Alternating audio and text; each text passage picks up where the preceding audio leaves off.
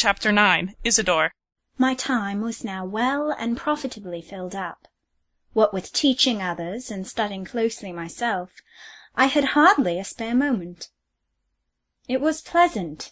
I felt I was getting on, not lying the stagnant prey of mould and rust, but polishing my faculties and whetting them to a keen edge with constant use. Experience of a certain kind lay before me, on no narrow scale. Villette is a cosmopolitan city, and in this school were girls of almost every European nation, and likewise of very varied rank in life. Equality is much practised in La Basse-Cour, though not republican in form, it is nearly so in substance, and at the desk of Madame Beck's establishment the young countess and the young bourgeois sat side by side. Nor could you always by outward indications decide which was noble and which plebeian, except that, indeed, the latter had often franker and more courteous manners, while the former bore away the bell for a delicately balanced combination of insolence and deceit. In the former there was often quick French blood mixed with the marsh phlegm. I regret to say that the effect of this vivacious fluid chiefly appeared in the oilier glibness with which flattery and fiction ran from the tongue, and in a manner lighter and livelier, but quite heartless and insincere. To do all parties justice, the honest aboriginal La Basse-Couriens had an hypocrisy of their own too, but it was of a coarse order, such as could deceive few. Whenever a lie was necessary for their occasions, they brought it out with a careless ease and breadth altogether untroubled by the rebuke of conscience. Not a soul in Madame Beck's house, from the scullion to the directress herself, but was above being ashamed of a lie. They thought nothing of it. To invent might not be precisely a virtue, but it was the most venial of faults. J'ai menti plusieurs fois formed an item of every girl's and woman's monthly confession. The priest heard unshocked, and absolved unreluctant. If they had missed going to mass, or read a chapter of a novel, that was another thing. These were crimes whereof rebuke and penance were the unfailing weed. While yet but half conscious of this state of things, and unlearned in its results, I got on in my new sphere very well. After the first few difficult lessons, given amidst peril and on the edge of a moral volcano that rumbled under my feet, and sent sparks and hot fumes into my eyes, the eruptive spirit seemed to subside as far as I was concerned. My mind was a good deal bent on success. I could not bear the thought of being baffled by mere undisciplined disaffection and wanton indocility in this first attempt to get on in life. Many hours of the night I used to lie awake, thinking what plan I had best adopt to get a reliable hold on these mutineers, to bring the stiff-necked tribe under permanent influence. In the first place, I saw plainly that aid in no shape was to be expected from Madame. Her righteous plan was to maintain an unbroken popularity with the pupils, at any and every cost of justice or comfort to the teachers. For a teacher to seek her alliance in any crisis of insubordination was equivalent to securing her own expulsion. In intercourse with her pupils, Madame only took to herself what was pleasant, amiable, and recommendatory, rigidly requiring of her lieutenants sufficiency for every annoying crisis, where to act with adequate promptitude was to be unpopular. Thus I must look only to myself. Imprimis, it was clear as the day that this swinish multitude were not to be driven by force. They were to be humoured, borne with very patiently. A courteous though sedate manner impressed them. A very rare flash of raillery did good. Severe or continuous mental application they could not or would not bear. Heavy demand on the memory, the reason, the attention, they rejected point blank. Where an English girl of not more than average capacity and docility would quietly take a theme and bind herself to the task of comprehension and mastery, a La Basse-Courienne would laugh in your face and throw it back to you with the phrase, Dieu, que c'est difficile, je n'en veux pas, c'est le m'ennuie trop. A teacher who understood her business would take it back at once, without hesitation, contest, or expostulation, proceed with even exaggerated care to smooth every difficulty, to reduce it to the level of their understandings, return it to them thus modified, and lay on the lash of sarcasm with unsparing hand. They would feel the sting, perhaps wince a little under it, But they bore no malice against this sort of attack, provided the sneer was not sour but hearty, and that it held well up to them in a clear, light, and bold type, so that she who ran might read, their incapacity, ignorance, and sloth. They would riot for 3 additional lines to a lesson, but I never knew them rebel against a wound given to their self-respect. The little they had of that quality was trained to be crushed, and it rather liked the pressure of a firm heel than otherwise. By degrees, as I acquired fluency and freedom in their language, and could make such application of its more nervous idioms as suited their case, the elder and more intelligent girls began rather to like me in their way.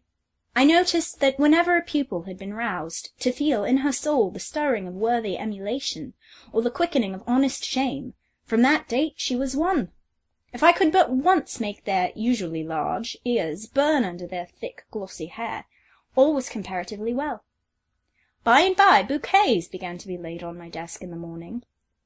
By way of acknowledgment for this little foreign attention, I used sometimes to walk with a select few during recreation. In the course of conversation it befell once or twice that I made an unpremeditated attempt to rectify some of their singularly distorted notions of principle. Especially I expressed my ideas of the evil and baseness of a lie.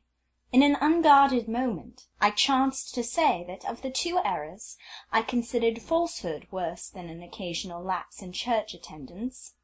The poor girls were tutored to report in Catholic ears whatever the Protestant teacher said.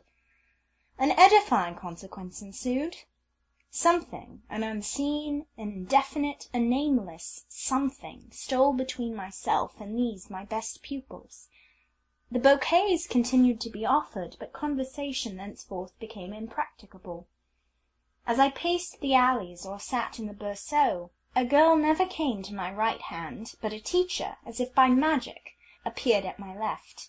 Also, wonderful to relate, Madame's shoes of silence brought her continually to my back, as quick, as noiseless, and unexpected as some wandering zephyr. The opinion of my Catholic acquaintance concerning my spiritual prospects was somewhat naively expressed to me on one occasion. A pensionnaire, to whom I had rendered some little service, exclaimed one day as she sat beside me, Mademoiselle, what a pity you are a Protestant. Why, Isabelle? Parce que quand vous serez morte, vous brûlerez tout de suite dans l'enfer. Croyez-vous? Certainement que je crois. Tout le monde le sait, et alors le prêtre me l'a dit. Isabelle was an odd, blunt little creature. She added, sotto voce, Pour assurer votre salut l'héros, on ferait bien de vous brûler toute vive ici-bas. I laughed, as indeed it was impossible to do otherwise. Has the reader forgotten Miss Ginevra Fanshawe? If so, I must be allowed to reintroduce that young lady as a thriving pupil of Madame Beck's, for such she was.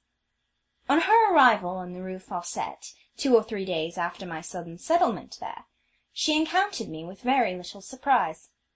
She must have had good blood in her veins, for never was any duchess more perfectly, radically, unaffectedly nonchalant than she. A weak, transient amaze was all she knew of the sensation of wonder. Most of her other faculties seemed to be in the same flimsy condition. Her liking and disliking, her love and hate, were mere cobweb and gossamer. But she had one thing about her that seemed strong and durable enough, and that was her selfishness. She was not proud, and bonne d'enfant as I was, she would forthwith have made of me a sort of friend and confidant. She teased me with 1,000 vapid complaints about school quarrels and household economy. The cookery was not to her taste. The people about her, teachers and pupils, she held to be despicable, because they were foreigners. I bore with her abuse of Friday salt fish and hard eggs, with her invective against the soup, the bread, the coffee, with some patience for a time, but at last, wearied by iteration, I turned crusty, and put her to rights. A thing I ought to have done in the very beginning, for a salutary setting down always agreed with her. Much longer had I to endure her demands on me in the way of work. Her wardrobe, so far as concerned articles of external wear, was well and elegantly supplied, but there were other habiliments not so carefully provided. What she had needed frequent repair. She hated needle-drudgery herself, and she would bring her hose, etc., to me in heaps to be mended.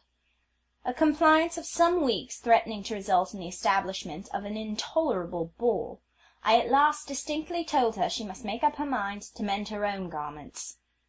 She cried on receiving this information, and accused me of having ceased to be her friend, but I held by my decision, and let the hysterics pass as they could.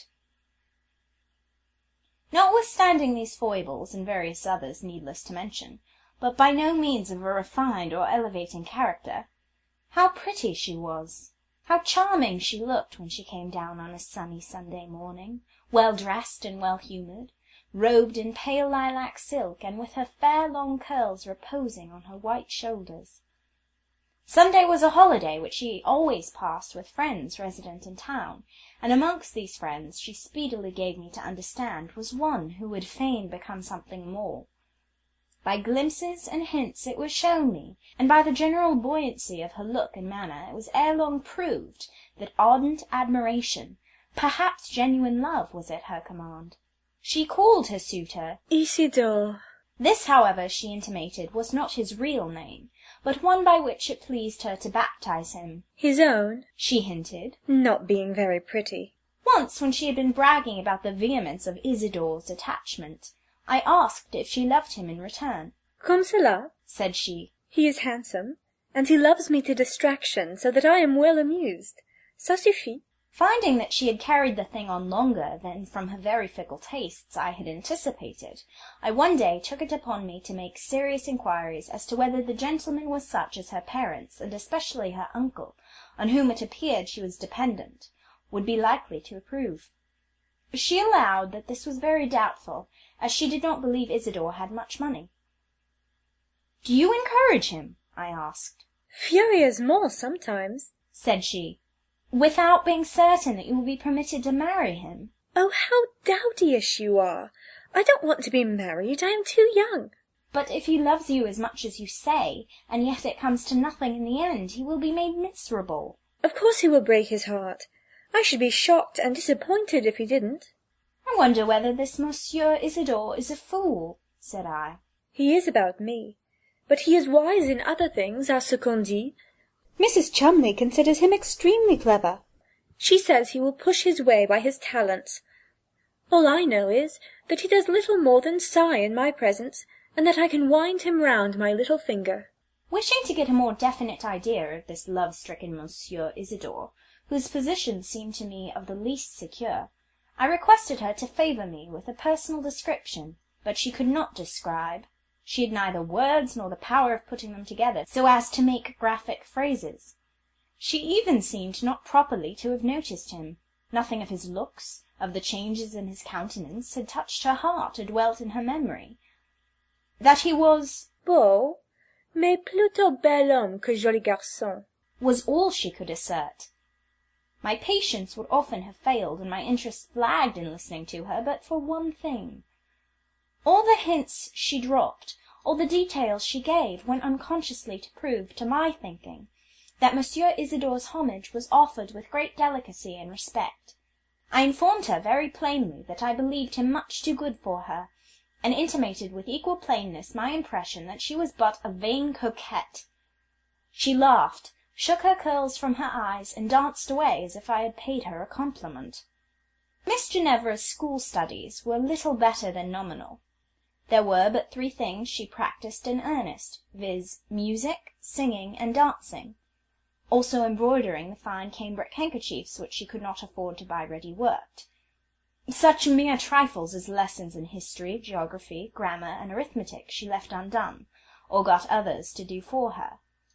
Very much of her time was spent in visiting. Madame, aware that her stay at school was now limited to a certain period, which would not be extended whether she made progress or not, allowed her great license in this particular. Mrs. Chumley, her chaperone, a gay, fashionable lady, invited her whenever she had company at her own house, and sometimes took her to evening parties at the houses of her acquaintance. Ginevra perfectly approved this mode of procedure. It had but one inconvenience. She was obliged to be well dressed, and she had not money to buy variety of dresses. All her thoughts turned on this difficulty. Her whole soul was occupied with expedients for effecting its solution. It was wonderful to witness the activity of her otherwise indolent mind on this point, and to see the much daring intrepidity to which she was spurred by a sense of necessity and the wish to shine. She begged boldly of Mrs. Cholmondeley, boldly, I say, not with an air of reluctant shame, but in this strain. "My darling Mrs. C., I have nothing in the world fit to wear for your party next week. You must give me a book muslin dress, and then a senteur beau celeste. Do, there's an angel. Will you?" The darling Mrs. C. yielded at first, but finding that applications increased as they were complied with, she was soon obliged, like all Miss Fanshawe's friends, to oppose resistance to encroachment. After a while I heard no more of Mrs. Cholmondeley's presence, but still visiting went on, and the absolutely necessary dresses continued to be supplied. Also many little expensive etc., gloves, bouquets, even trinkets. These things, contrary to her custom and even nature, for she was not secretive, were most sedulously kept out of sight for a time. But one evening, when she was going to a large party for which particular care and elegance of costume were demanded, she could not resist coming to my chamber to show herself in all her splendour. Beautiful she looked, so young, so fresh, and with a delicacy of skin and flexibility of shape altogether English, and not found in the list of continental female charms. Her dress was new, costly, and perfect. I saw at a glance that it lacked none of those finishing details which cost so much, and give to the general effect such an air of tasteful completeness. I viewed her from top to toe. She turned airily round that I might survey her on all sides. Conscious of her charms, she was in her best humour. Her rather small blue eyes sparkled gleefully. She was going to bestow on me a kiss in her schoolgirl fashion of showing her delights, but I said, "Steady! Let us be steady, and know what we are about, and find out the meaning of our magnificence," and so put her off at arm's length to undergo cooler inspection. "Shall I do?" was her question. "Do?" said I. "There are different ways of doing, and by my word I don't understand yours." "But how do I look?" "You look well dressed." She thought the praise not warm enough, and proceeded to direct attention to the various decorative points of her attire. "Look at this parure," said she. "The brooch, the earrings, the bracelets. No one in the school has such a set, not Madame herself." "I see them all." Pause. "Did Monsieur de Bassompierre give you those jewels?" "My uncle knows nothing about them." "Were they presents from Mrs. Cholmondeley?" "Not they, indeed. Mrs. Cholmondeley is a mean, stingy creature. She never gives me anything now." I did not choose to ask any further questions, but turned abruptly away. "Now, old crusty, old Diogenes." These were her familiar terms for me when we disagreed. "What is the matter now?" "Take yourself away. I have no pleasure in looking at you or your parure." For an instant she seemed taken by surprise. "What now, Mother Wisdom? I have not got into debt for it. That is, not for the jewels, nor the gloves, nor the bouquet. My dress is certainly not paid for, but Uncle de Bassompierre will pay it in the bill. He never notices items, but just looks at the total, and he is so rich one need not care about a few guineas more or less." "Will you go? I want to shut the door. Ginevra, people may tell you you are very handsome in that ball attire, but in my eyes you will never look so pretty as you did in the gingham gown and plain straw bonnet you wore when I first saw you." "Other people have not your puritanical tastes," was her angry reply. "and besides, I see no right you have to sermonize me." "Certainly, I have little right, and you perhaps have still less to come flourishing and fluttering into my chamber, a mere jay in borrowed plumes. I have not the least respect for your feathers, Miss Fanshawe, and especially the peacock's eyes you call a parure. Very pretty things if you had bought them with money which was your own, and which you could well spare, but not at all pretty under present circumstances." "On est là pour Mademoiselle Fanshawe," was announced by the portress, and away she tripped. This semi-mystery of the parure was not solved till 2 or 3 days afterwards, when she came to make a voluntary confession. "You need not be sulky with me," she began, "in the idea that I am running somebody, papa or Monsieur de Bassompierre, deeply into debt. I assure you nothing remains unpaid for but the few dresses I have lately had. All the rest is settled." There, I thought, lies the mystery, considering that they were not given to you by Mrs. Chumley, and that your own means are limited to a few shillings, of which I know you to be excessively careful. "Écoutez," she went on, drawing near and speaking in her most confidential and coaxing tone, for my sulkiness was inconvenient to her. She liked me to be in a talking and listening mood, even if I only talked to chide and listened to rail. "Écoutez, chère grogneuse. I will tell you all how and about it, and then you will see not only how right the whole thing is, but how cleverly managed. In the first place, I must go out.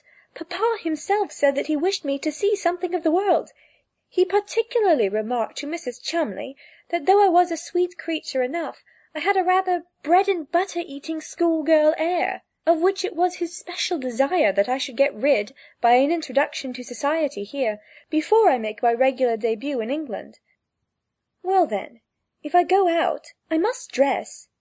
Mrs. Chumley is turned shabby and will give nothing more, and it would be too hard upon my uncle to make him pay for all the things I need. That you can't deny. That agrees with your own preachments.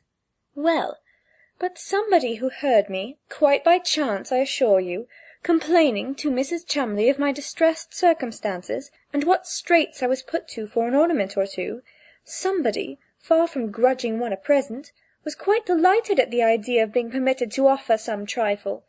You should have seen what a blanc-bec he looked when he first spoke of it, how he hesitated and blushed, and positively trembled from fear of repulse.